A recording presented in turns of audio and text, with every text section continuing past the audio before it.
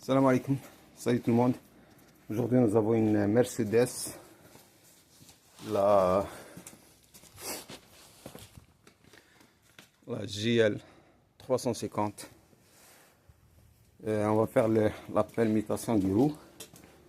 Donc on va mettre la permutation, on va mettre celle de l'avant, on va le mettre à l'arrière et celle de l'arrière vice versa. Donc on va le mettre à l'avant.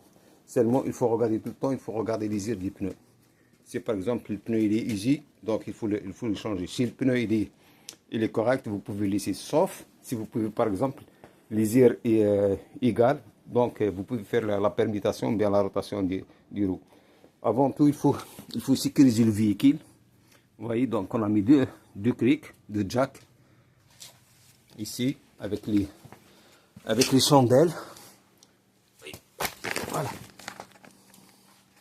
On a les chandelles ici.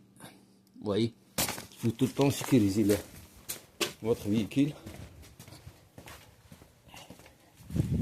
Et là, on a le deuxième cric avec le deuxième chandelle. Donc, il faut vraiment sécuriser votre véhicule. Donc là, on va commencer à démonter les roues. Maintenant, on va checker le système de frein.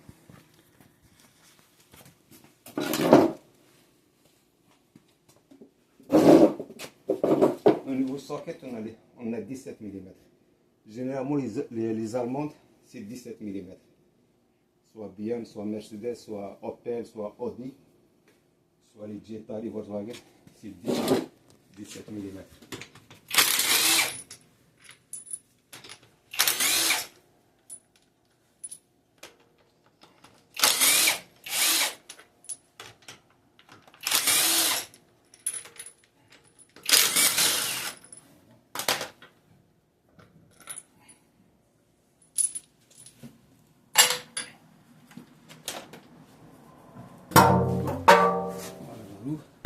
Ça, on va le mettre à l'arrière.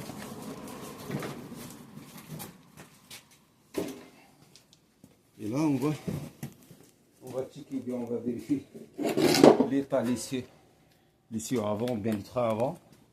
Donc, on a les disques, ils sont nickel. On a aussi les disques ventilés ici normal. Donc, là, on a les plaquettes. On voit les plaquettes justement, ils sont quasiment à 50% au niveau de l'usure, donc ils sont corrects. On check aussi la suspension.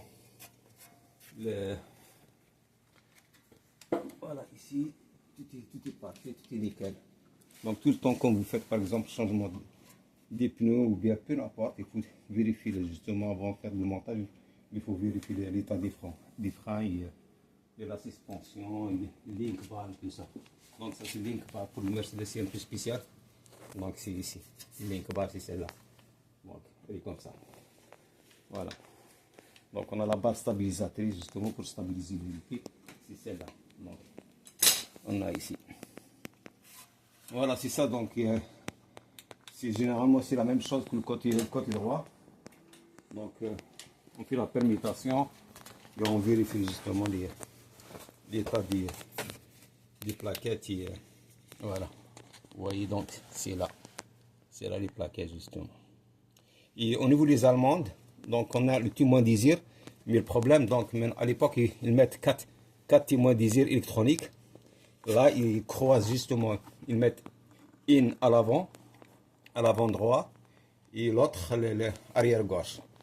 Donc là c'est question d'économie, ils veulent économiser justement les pièces. Donc mais c'est bien, franchement mieux que le témoin d'usure métallique, parce que si on n'a pas l'oreille, donc on risque de scanner le disque. Donc c'est pour ça que le témoin d'usure, on a au niveau le dash ou le tableau de bord, il nous indique comme quoi on a les usures au niveau les pneus. Donc c'est ça pour les Mercedes ou bien les véhicules allemands.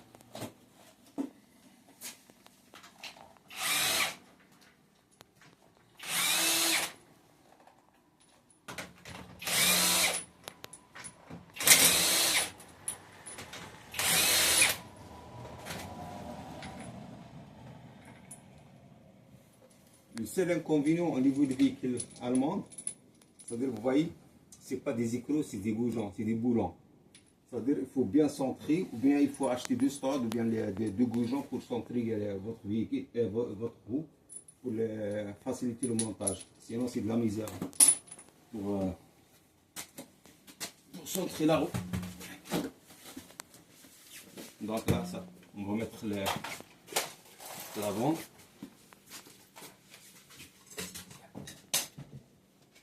Et là, on va vérifier aussi l'état des freins et les disques et tout ça. Le temps que vous démontez, il faut regarder. Donc, on voit justement les plaquettes sont en bon état. Il faut vérifier aussi l'intérieur du disque. Donc là, donc les disques sont bien, ils sont corrects. La suspension pareil. Le link bar, c'est pareil, donc c'est propre. Ça c'est le tirant de chasse. Donc ça il est correct. Voilà, donc tout est nickel. Donc là on va procéder au montage. Donc c'est ça pour justement la Mercedes GLE 350. Donc pour la rotation des pneus. Voilà, donc à la prochaine mes frères. Allez, salam alaikum.